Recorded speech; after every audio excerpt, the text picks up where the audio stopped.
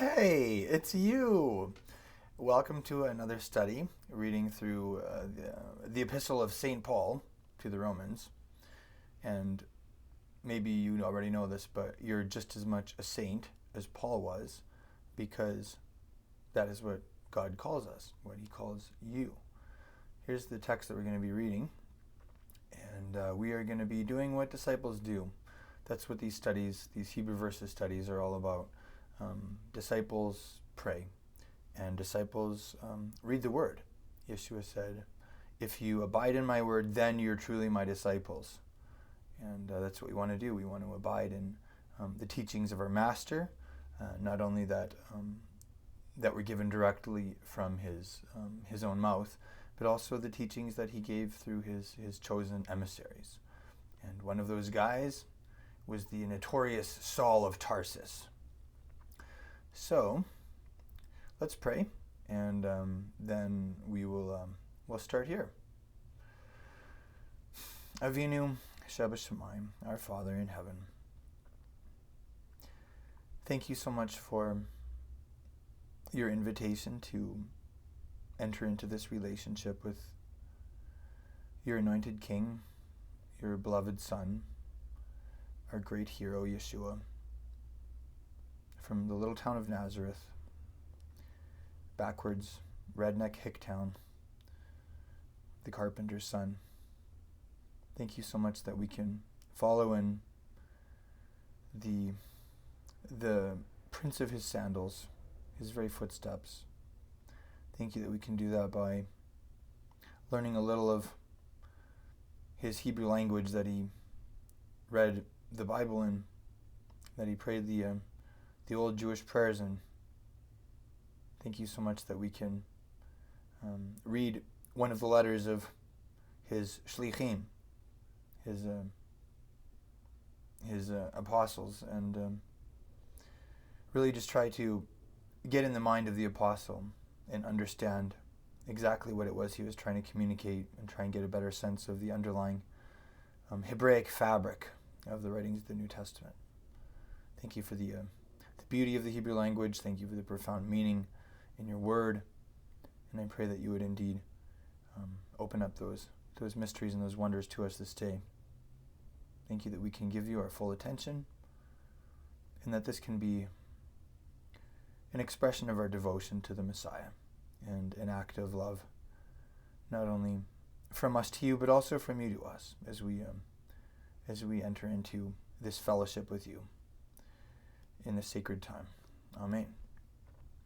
All right, so Romans chapter 13. Kol, that's all. Oh, and by the way, I'm recovering from a cold. I was absolutely hoarse a couple of days ago and could barely whisper. So I might cough a little bit, or my voice might be a little hoarse here. So just, I'm sure that shouldn't affect this lesson, but just wanted to mention in case you're wondering why I sound different. Let's say kol, all, nefesh, that's a soul or a person. So every person, everybody, tikana. The verb kana means to be subject to. Subjugation, submission, whatever word you want to use. Probably subject or submit would be the best one. So every person should submit le gedulat harashuyot. Now, to be honest, I don't exactly know why this phrase was used by Franz Delitzsch. Franz Delitzsch was probably the world's definitely one of the world's foremost Christian Hebraists of his generation. He studied the ancient Jewish texts thoroughly. He knew not only biblical Hebrew, but Mishnaic Hebrew. Not just Hebrew as it was used until the time of Malachi, but Hebrew as it was used in the time of Yeshua, and then in the centuries following that, when the Mishnah and the Gemara were written down. And so he, in his translation, he employs Mishnaic Hebrew, the kind of Hebrew that Jewish people would most readily recognize. And also sometimes he was forced to do that because there are words that aren't used in biblical Hebrew that are used in later Mishnaic Hebrew, and he employs those. So sometimes you'll see that in his phraseology, and unless you've really steeped yourself like he did in the old texts, then you may not recognize some words or phrases, and I suspect that may be the case here actually. So anyways, like, the verb gadol means to grow big, to become great. So gedulah is greatness. So here it's like gedulat, which is the greatness of ha-rashuyot. So that's the plural. The singular, we'll see a couple words down right here. Rashut, which is authority. And yes, it is related to the Hebrew word for your head, your rosh. Rosh is, your physical head, but it also has the sense of an authority. You're just as your head is over your body and an authority of your body and controls your body. So a rosh, is a leader. So this word for authority here in Hebrew, it's related to that. Rashut is authority. So maybe headship, you could say. All right. So everyone should be subject to the greatness of the authorities. Harashuyot. Ki, because ein rashut, there isn't authority. Ki im, except for me'et, that which is from ha-Elohim, the Almighty. V'harashuyot, and the authorities, hanimtzaot, which are matzad, which are found, literally, the authorities which exist, basically. Al yad, literally on the hand of. In other words, it's through the power and the agency of Elohim, God. And you'll notice here that God is mentioned twice. And the first time I said the Almighty, and the second time I said God. That's because here the word used is ha-Elohim, the God. So there, it's better to say the Almighty. Here the isn't on the front, so we'll just say God. So anyways, the authorities which are found on the hand of God, nit manu. And now, you know what? I decided to use this word as a little example of something. Off the top of my head, I wasn't sure what the verbal root was. I could surmise. There's a verb mana, which has the sense of counting. It might be that, but I don't know. And I decided to just leave it at that, because it's an example of how sometimes when you're reading, you don't need to actually know all the words to get a pretty good sense of what is being communicated. And so, anyways, one of our learning philosophy at Holy Language Institute is not just to give you a Hebrew fish, so to speak, but to teach you to fish for Hebrew fish for yourself. We're kind of drawing on the old Chinese proverb: it's better to teach a man to fish for his whole life than to give him a fish for a day. So I'm kind of giving you an example here of how sometimes you don't need to recognize all the words to be able to just keep reading and stay in the flow and get the sense of what's being communicated. So let's just say that we're just going to say bleep for this word. We can't figure it out. All right, so let's read this and see if we can understand it even with a word bleeped out. So v'harashuyot hanimtzaot, the authorities which are found, al yad Elohim, on the hand of God, nit manu bleep.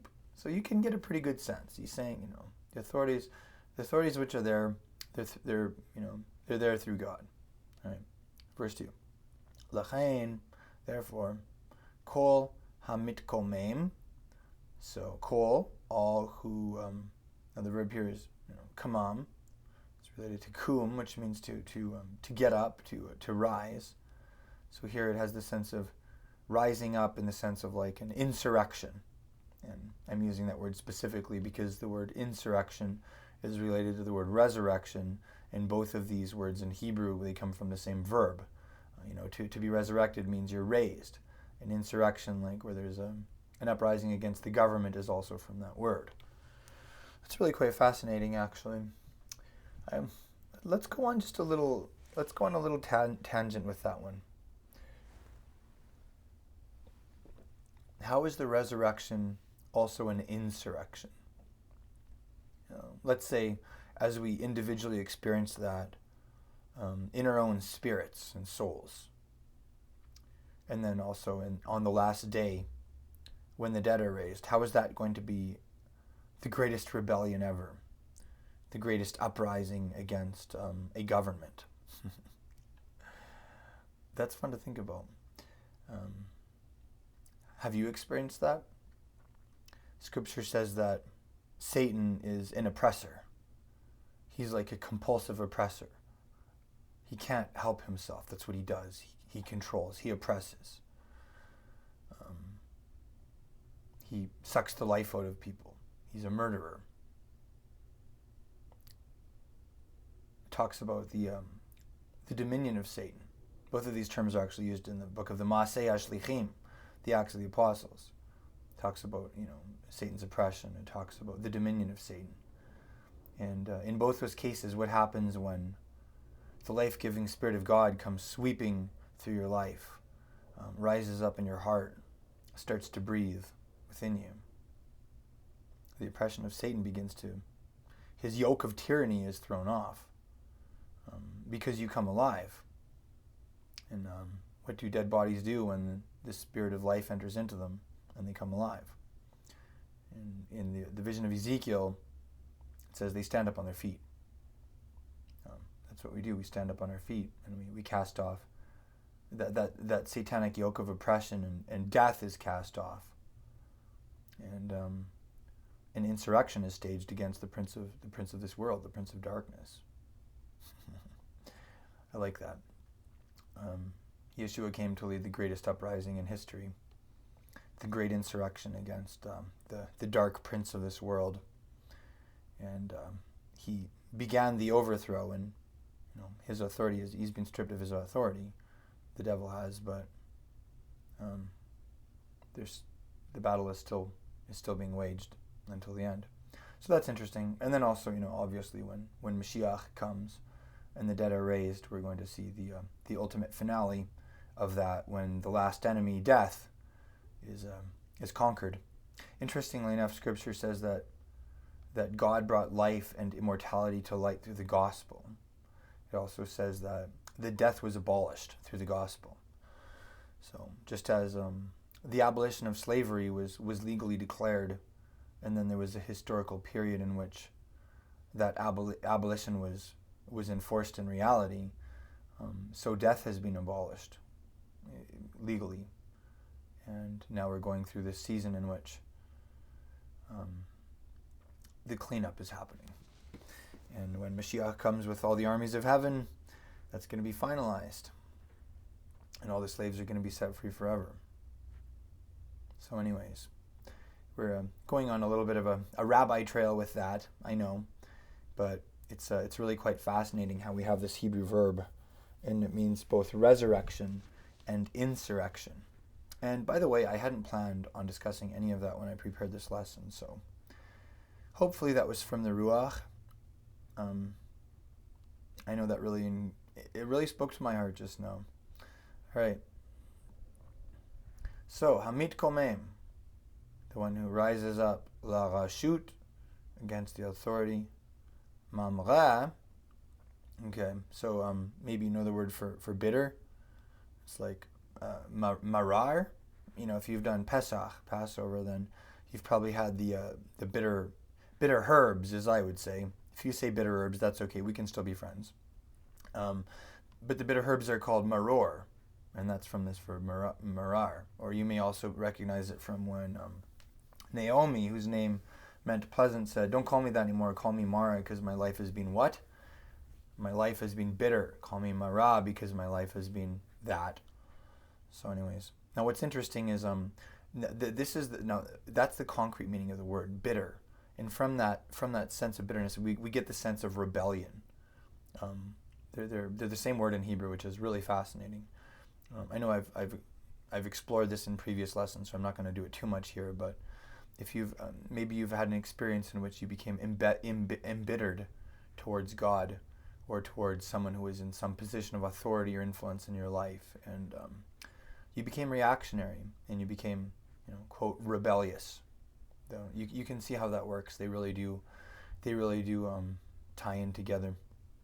And the Torah has that story about the bitter waters that the Israelites couldn't drink, and Moses took and ate. He took a tree that God showed him, and actually the Hebrew word there is that God pointed out to him. It's the word yara. It's the word for teaching Torah.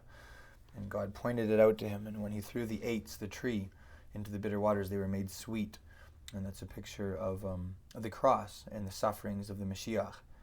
upon the tree, so that the bitter experiences of our lives and the bitterness within us could be turned into sweetness, and instead of being absolute rebels against the governance of God, we could experience a sweet fellowship with Him and alliance with His kingship. All right, so Mamre, they rebel at P, so against the peh of the mouth of Elohim, the Almighty.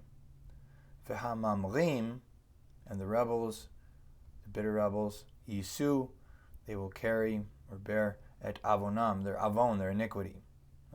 In this case, that would also have a sense of punishment. Verse 3, Ki, for ain, there isn't pachad, like a fear. This is an interesting word. There are quite a few. There are several. There are lots of Hebrew words for certain things, and one of them is the experience of fear. Pachad. That's like a word used. I'm trying to remember. I think that's the word actually used. There's one time when God is called the fear of Isaac, and I'm pretty sure it's this word. Really interesting title of God. The dread of Isaac. I think that's how he's referred to in one translation. Not to be confused with dreadlocks. The dreadlocks. That's bad translation. Sorry, that was a lame joke. Okay, so ki'ein pachad. So there isn't fear hashalitim, of the shalits, which is another word for rulers. One of the Hebrew words for authority is shelton. And it's actually a last name in Hebrew also. You may remember the famous hostage case of Gilad Shalit. His last name was Shalit, so it's this word. So there's no fear of rulers, all on Osei Hatov. So Asei, the ones who Asa, the ones who do Hatov, the good. So Ki'im, but rather all on Osei, the ones who Asa, who do Hara, the bad, the evil. And this is an interesting word, Ra. Concretely, it has the sense of let's say fruit. Good fruit is fruit that's good, that's healthy. Fruit that's bad is what? It's rotten. So rottenness is the concrete picture in Hebrew of something that's bad or that's evil. It can also have the sense of breaking, something or someone that's broken, that's not fixed or that needs to be fixed, damaged, hurt, harmed. That's the bigger sense of the word. So people who engage in behaviors that are this, they're the people that need to fear the government. For all Cain, and there we are. For all Cain, and therefore, im, if. Okay, just a second. I need to look at this actual phrase. Im ritzoncha shelo tira min harashut. Okay, so im, if ritzoncha, if it's your ratzon, your desire, if what you want, shelo is to not. Sha'ir is short for a share. That lo, not tira, you don't want to fear. Min harashut, from the authority.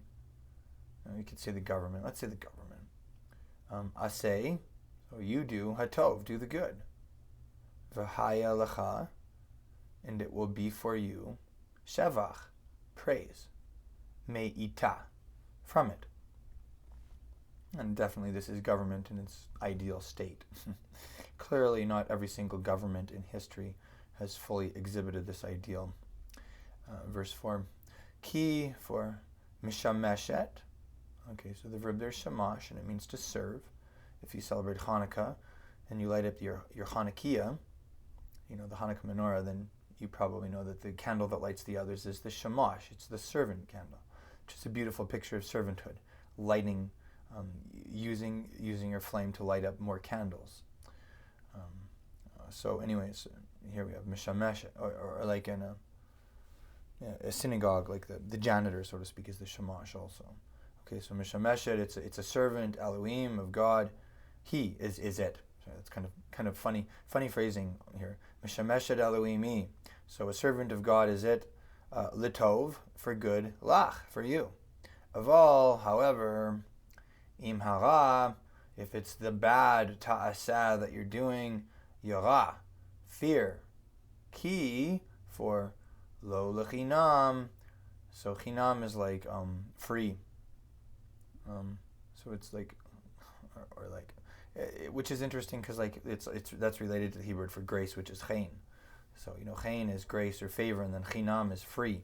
So you can see why they would say that the grace of God is His unmerited favor. It's His free grace. In the Hebrew, that's like it's built right into the word. Here it has the sense of like it's not in vain or not for nothing. Chagurat cherav. Okay, so the cherav is the sword, and then chagurat, the verb there is chagal, which means to bind something on, strap it on. In this case, it's like it's the wielder of the sword, basically. So it's not for nothing that it wields the sword. That it's the wielder of that it's the wielder of the sword. Ki, for mishameshet, the servant or the minister of Elohim, God, He is it. L'shalem. Okay, so shalom, peace. Literally, shalom is like completion. That's the verb, to complete, to make whole. And here, it has this sense of paying back, completing the transaction, so to speak. So l'shalem, to pay back, gemul, which has the sense of like your compensation, one way or the other, or good or bad. V'lishpoch, and to pour out, chema, wrath, all on oseh hara, those who do evil. Now this is interesting. I have a theory that ultimately the people get the government they deserve. That the government really is a reflection of the people. And like I said, this is a theory, but it's interesting that Paul here says that the governments which exist are from God, and those governments are there to pay the people back. So, there have been times when evil regimes have taken over a country. Could it be that those evil regimes were in some horrible way the natural consequence of the rottenness of a society? Could it be that if a society is truly good and upstanding and based on values and processes that are right, could it be that the government that will emerge from that society will be a good government, that ultimately every people group gets the government that they deserve? It's a thought. It would help to explain this, because otherwise, honestly, Paul's words sound very rosy and idealistic, and it's just when you look at world history, you're like, that's just not true. What about all of the corrupt governments that imprisoned innocent individuals? Let's say communist Russia, for instance. Millions and millions of people were dragged off in the middle of the night and falsely accused and sent to Siberia for things they didn't do. And it's very hard to read Paul's words and say, well, so much for that, And my understanding personally is that Paul wasn't speaking of individual cases necessarily. Yes, there is definitely injustice that happens on an individual level, but in terms of the government as a whole and the people as a whole, the people in general receive the government that they deserve. It's a thought, and again, that's a theory, and that it also raises the question of to what degree is the government a natural consequence of the state of the people. The world, our societies are created. Where do they originate? They originate in our thoughts. Basically, everything you see is an expression of the thoughts of many people. We envision. I have this keyboard here. Let's use this keyboard as an example. Oops, I better be careful not to press random buttons while I'm doing that. Okay, so I have this keyboard here. Where did this keyboard start? This keyboard started in the mind of somebody. This keyboard started in the minds of multiple people, designers, engineers. And then from there, those designs were, they came out on paper, on a computer screen, and then from there, this keyboard was actually made. So basically, this is one example. Every vehicle you see, every governmental structure, it started in the minds of humans.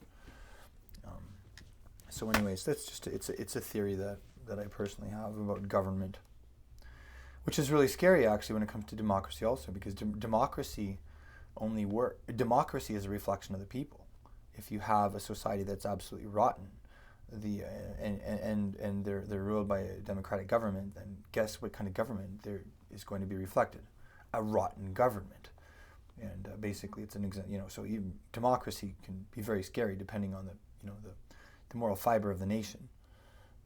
It only works if you have people who are capable of self-rule, so to speak. Okay, so that's a little bit of a tangent, but I think it's worth mentioning. Okay, so verse 5. Al kain, therefore, aleinu, it's upon us, lehikanea, to be subject. Lo leva'avur, not on account of haketzef, the wrath. Bilvad, alone, so not only because of the wrath. And you'll notice here that there's a different word being used. I mentioned multiple words for fear. There are also multiple words for anger, which is really interesting actually, because those are, I think psychologists have identified 5 primary human emotions. And there was a movie about that came out. It was like a kid's movie. And what was it? I'm sorry, I watched it a couple years ago. And it was, if you've seen it, then you know exactly what I'm talking about. The girl and the core memories and her family was moving. Anyways, I know that's kind of impressionistic, my description. But anyways, that movie was based on this understanding that we have core emotions, primary human emotions, and one of them is fear, and then another is anger. So, fascinating that there are a lot of Hebrew words for fear and for anger. I never thought of that before. Okay, anyways, so firstly we saw the word, oh my goodness, I come to think of it, we already have, okay, we had a couple words for fear already. There was yara, which is the common one, and there's also pachad, which is more like dread. And then there's the word yara. And then, okay, we also had a couple words here for anger. There's chema, wherever chema is, somewhere on this page. Right here, chema, to pour out wrath. And here we have ketzef. So, ki for gam, also mida'at.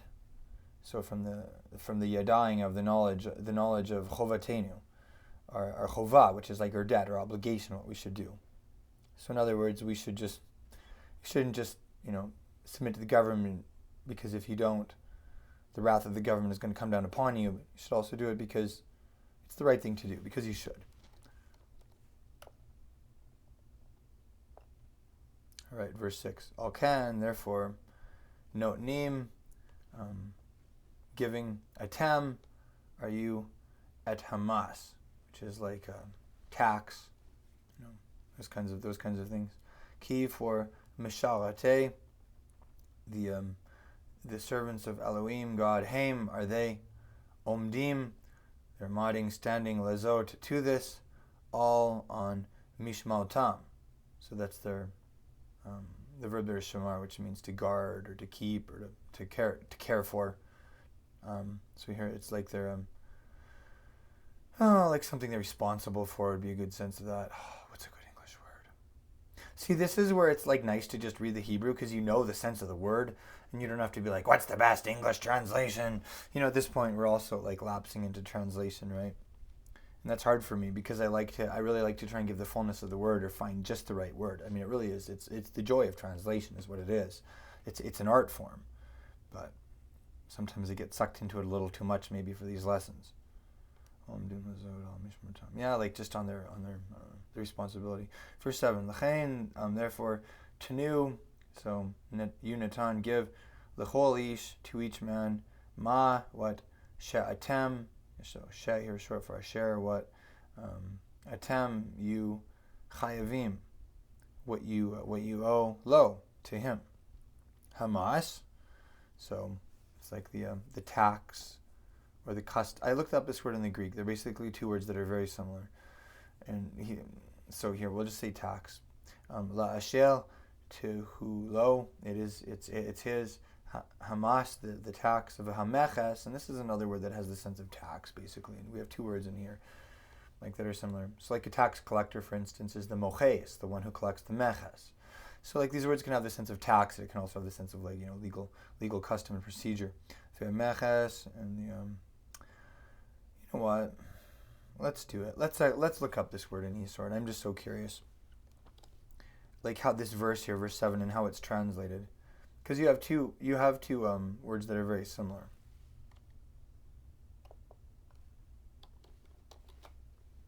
I have a shortcut.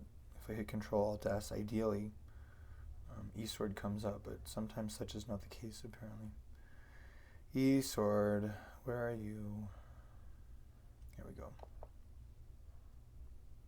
I hope you're enjoying having a look at the inside of my computer, by the way. Speaking of which, would you like to see my? I don't know if I could show you my screensaver, but it's absolutely beautiful. I recently changed it. Let's see if I can show you my screensaver.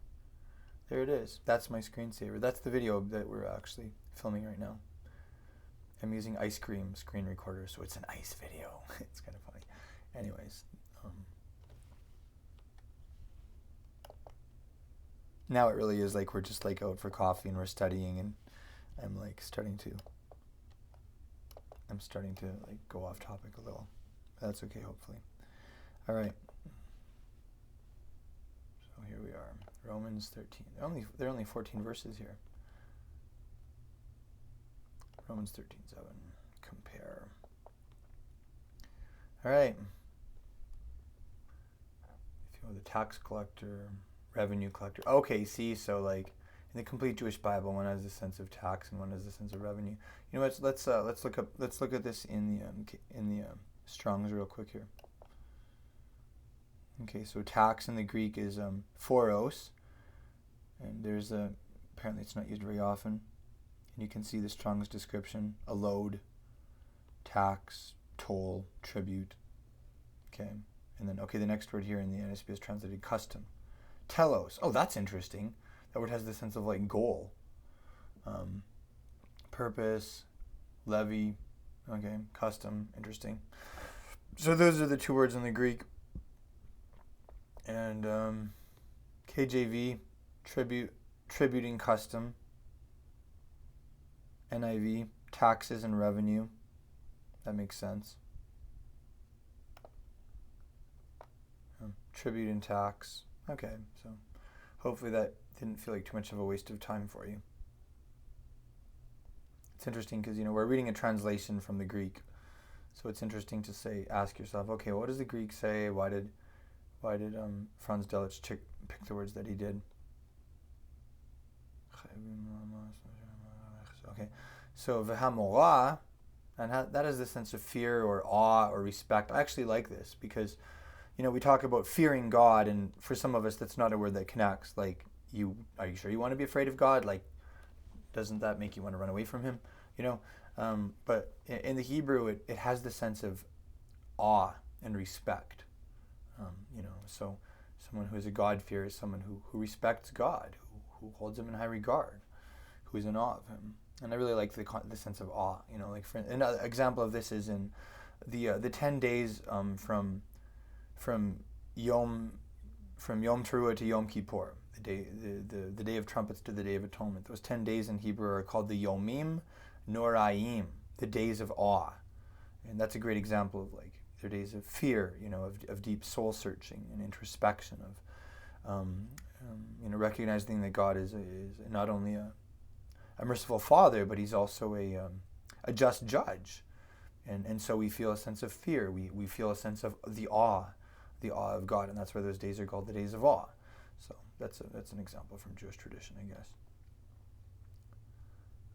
So hamorah, and respect, la'ashel, lo, to whoever is his hamorah, the respect, v'hakavod, so that's glory or honor, la'ashel, to those low whose is the hakavod, the honor.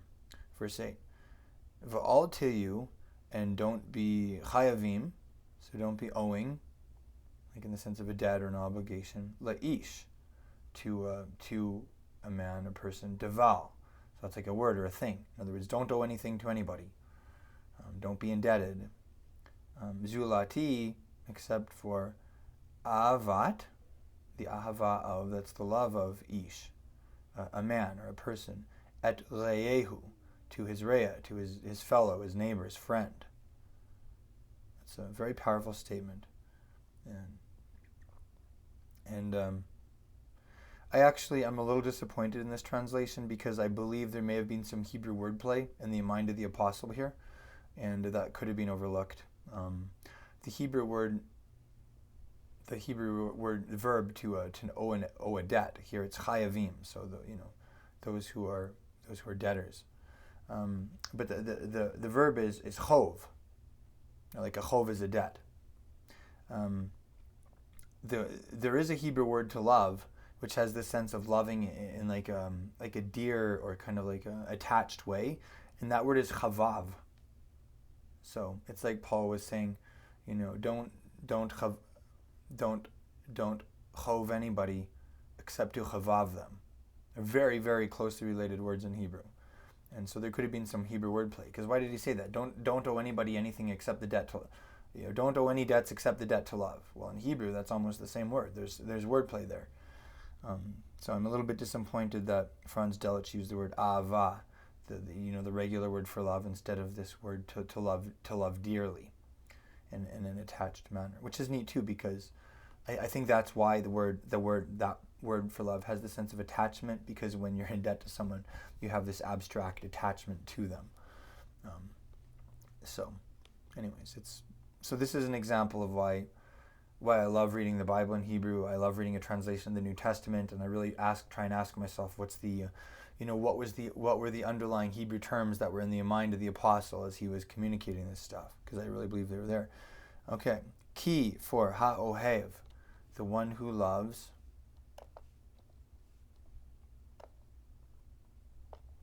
at chavero, his chaver, it's like his partner, his friend. Ki'em, he has raised. It's literally, remember we talked about the word kum, to get up, to rise. So this is that word. Ki'em, he's raised at haTorah, the Torah. So we would say in English that he's fulfilled the law. In Hebrew, the word for fulfilling it literally means to raise up. What's the physical action of that? Well, to do this, to hold up, to lift up. What would we say? Yeah, like to hold up the law, to raise it up. So I really love that. That's the concrete picture in Hebrew of fulfilling the law. Unfortunately, in English, often when in our minds, when we have this word fulfill, we think of like, let's say something that's maybe in an empty state, and then it's filled up, and when it's filled up, then it disappears like a bubble, and it's almost like it just it's like this one-time filling up, and then it expires, and unfortunately, like, it's just not the case. Almost like, if you're sent an invoice and you pay the invoice, and then you fulfill the invoice. No, that's so messed up. That's not the original biblical thought there. So it's really, really beautiful that when we love, our love moves us to hold up the Torah. What is this? Verse 9. Ki for mitzvot, the commandments, lo tinaf, don't commit adultery. And that's also related to a Hebrew word for anger, by the way. Here, off, that's my off, that's my nostril right there. These are my apayim. Probably look a little bit scary when I do that. But, the I'm ending in Hebrew means like it's the dual plural ending, two of something. So these are my apayim. These are my two nostrils. What's the body language for when you become absolutely infuriated at somebody? You're really angry, your nostrils flare like that. Maybe you get like, you know. That's what we do. That's our facial. That's the way our faces are hardwired to express anger. Our nostrils flare and we get mad, and our eyes bug out a little bit, and we go into fight mode. And that's part of the association of adultery, because if someone commits adultery and their partner finds out, their nostrils are going to flare. It's kind of like the example of the ultimate, one of the ultimate ways that causes of great human anger. Lo tiltzach, as a sense of like don't ritzach, don't murder. Lo tignov, don't steal. Lo ta'anah, so that's like don't anah, don't answer. Aid shekel, with the testimony that is shekel, that is false. Lo tachmod, so don't covet or lust. Im, so with kol mitzvot, with all the commandments, acherot, the other ones, kulan, they all of them, heina, they bechlal, are in this. This is a really interesting word that Franz Delitzsch used here. Kalal in Hebrew is like a general principle, because kol is all, so kalal it's a related term for so it's like a something that covers everything, a general principle. So bechlal, heina, bechlal, they're all in this general statement. And here's the word here, hama'amal. So amar is to say, hama'amal is like something, a statement, hazeh, this. So they're all in this general statement. Ve'ahavta, and you shall have, you shall love, l'reacha. And this is interesting because it doesn't actually say at, which would mean to love, but la means to. So and you shall be loving towards reacha, your rea, that's your friend, your fellow, your neighbor. So the underlying assumption in this commandment is that you will see everyone, you'll see how you are related to everyone. They're all your fellow human beings. They're your neighbors on planet Earth. They're your friends.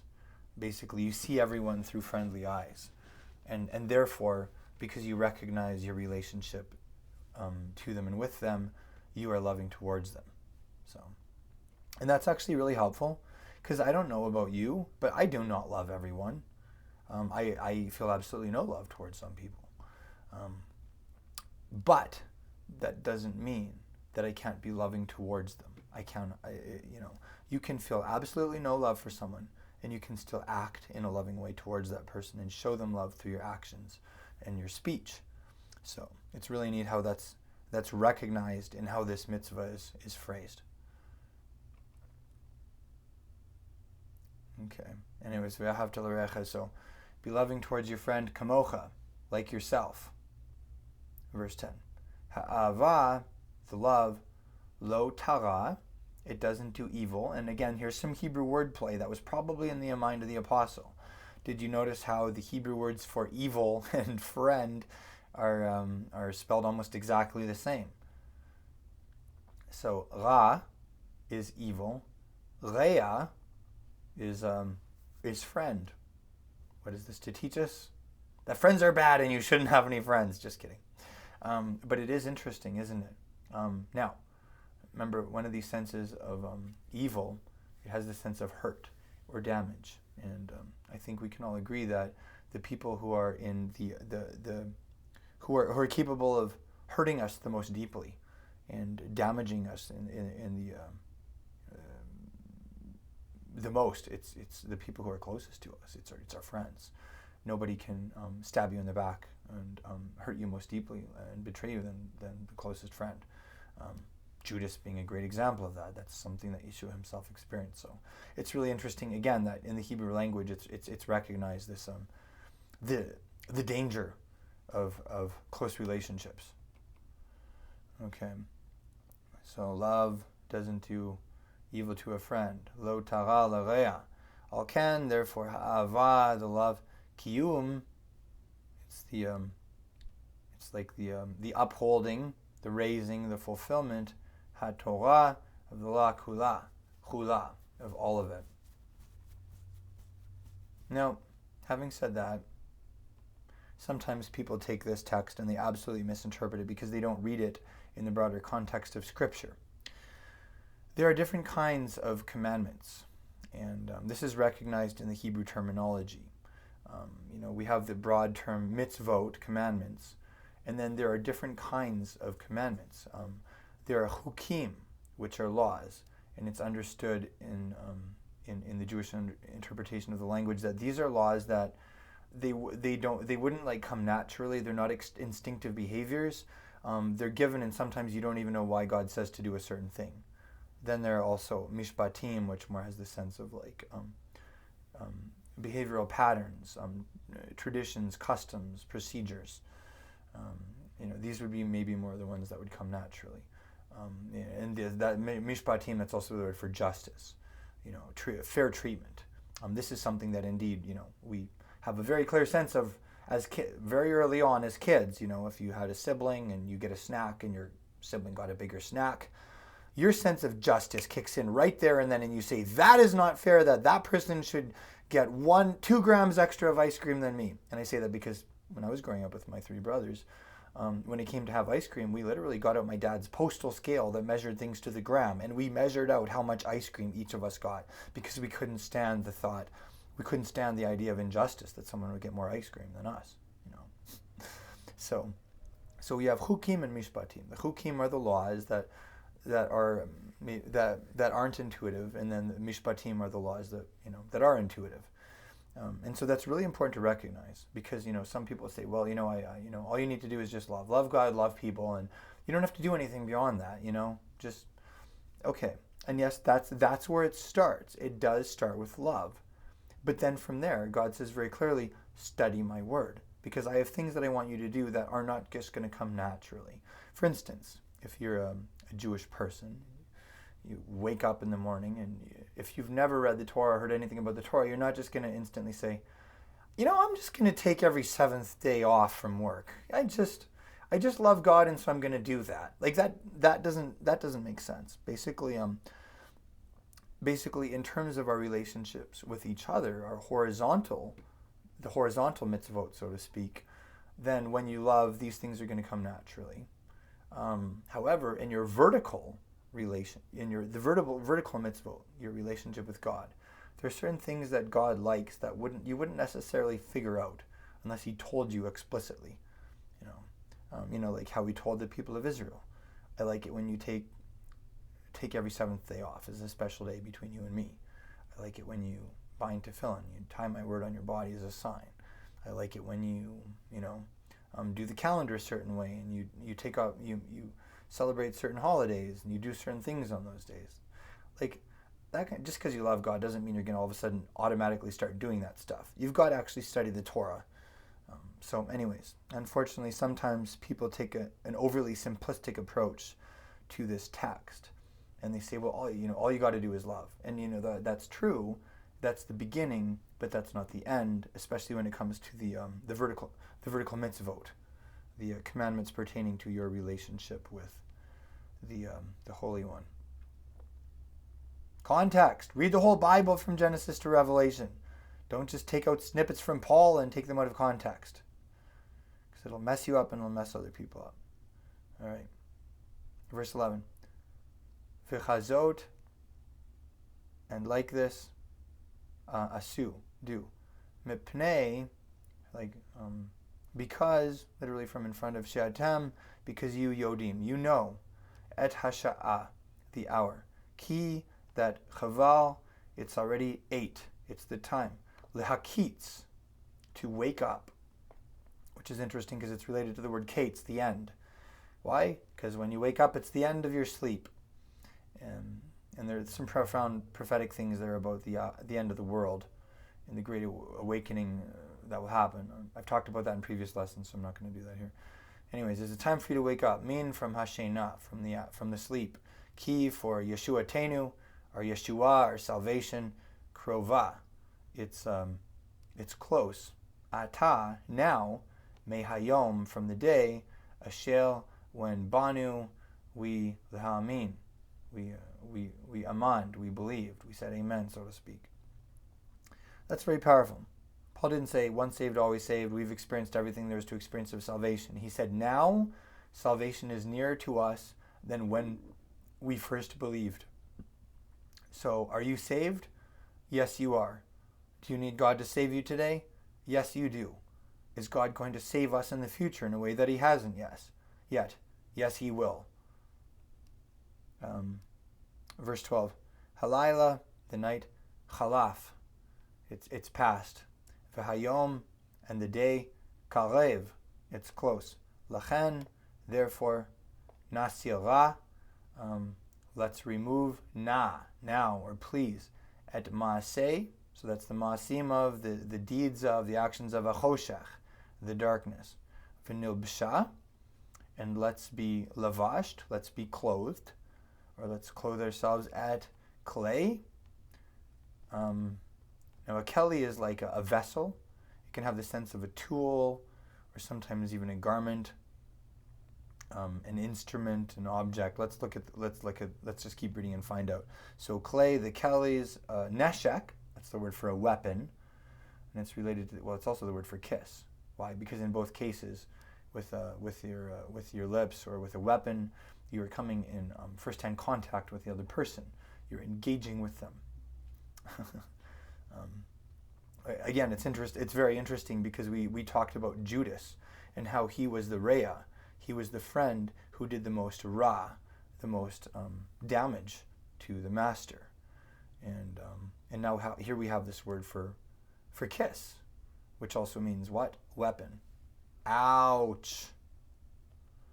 Okay. So anyways, with the clay neshek, it's like the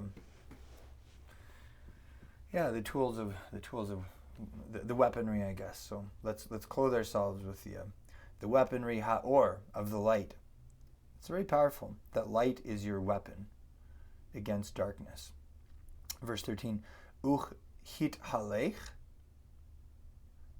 Okay, so the verb there is halach, to walk. Be'or, in light. Hayom, so that can mean the day or it can mean today. It means both. And I know I didn't fully unpack this here because I wanted to read the phrase and try and understand what's being said. U and ha, that's like, or according to hit halech. So causing yourself to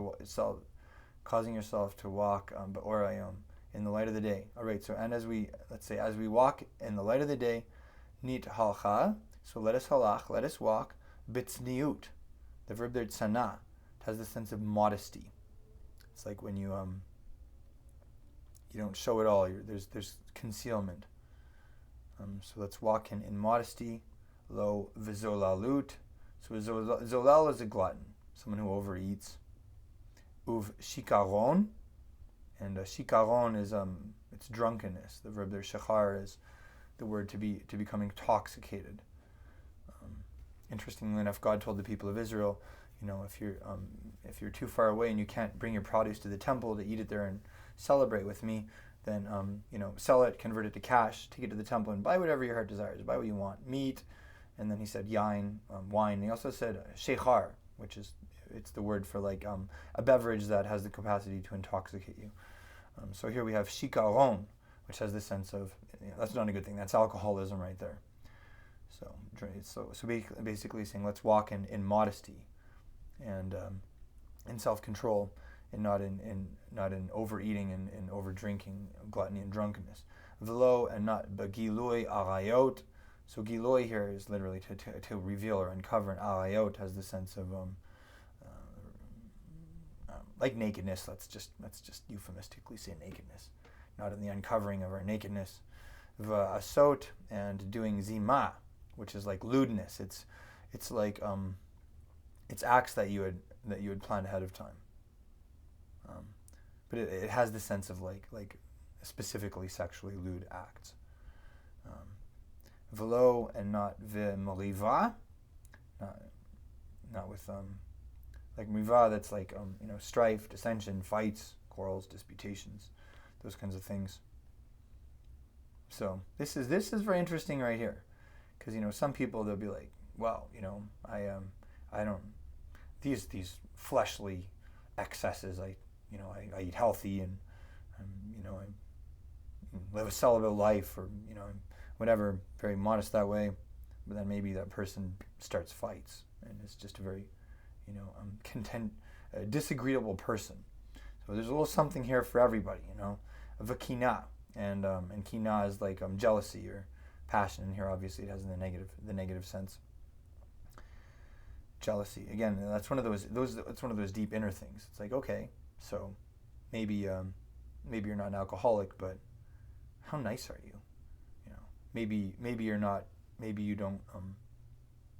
Maybe you're not involved in orgies, but what's going on in your heart? Are you a jealous person? Verse 14, ki'im, but rather leave shu, so lavash, like clothe yourselves, with ha'adon, with the Master Yeshua, HaMashiach. Clothe yourselves with the Messiah. What does that mean? Well, it's not something you can do physically, obviously. Don't try and put someone on as if they're your coat, because that's just going to be hilarious. This is talking on a spiritual level. In the spiritual dimension, things are different. In the spiritual dimension, someone can be clothed with somebody else. That's a word picture for that. But it's almost like Yeshua his spirit can come right over top of you, and you can be enveloped in him and who he is. And you can be. That's why Scripture says that he can be in you and you can be in him, and you can have that oneness, just like he had and that he has with the Father.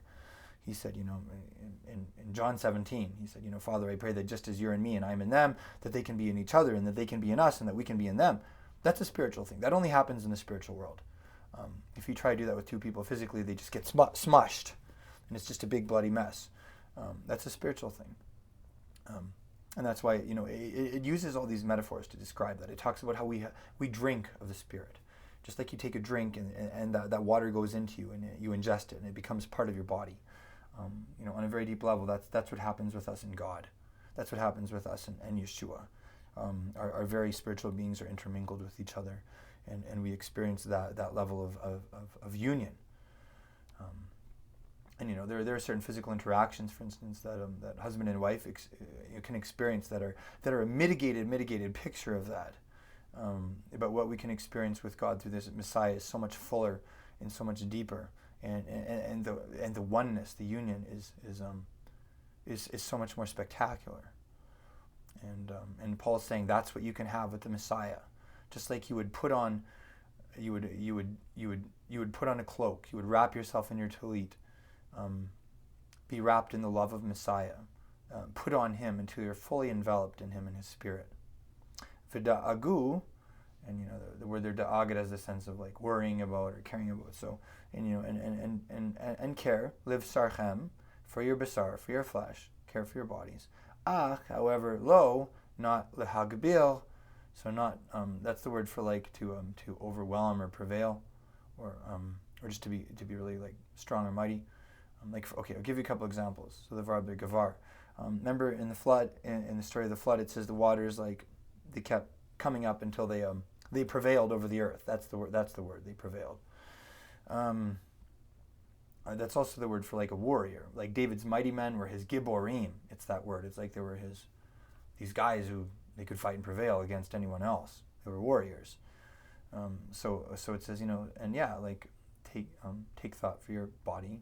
Take care of your physical needs, but not so that something is strengthened and prevails. Hata'avot.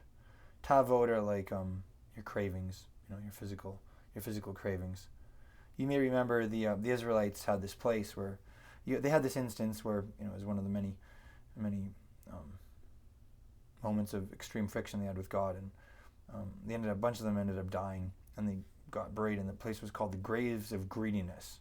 And in Hebrew, that place is called the kivrot hata'ava. Kivrot, that's the kever, is the graves of ta'ava. Ta'ava is that word of greed, of lusting, of craving. So, anyways, I love that. I really love how this is phrased, actually, even more than any English translation I've read. It recognizes, yes, you do have physical needs, and you do have cravings that are built into you for your own survival. Take care of your body, and at the same time, don't let those cravings take over you. And that ends Romans chapter 13. Thank you for joining me in the study. I love being Talmidim of Yeshua together. I love doing what disciples do, praying and abiding in Messiah's word, and encountering the Messiah along the way, and encountering his God as we do so. So thanks again for joining me. I hope this has been a spiritually life-giving time for you. I hope that you saw something new of Yeshua, because when we see him, we become more like him, and that's our greatest aspiration as disciples, is to become like the one who we look up to. Thanks again for joining me, and I can't wait to read through Revelations 14 together.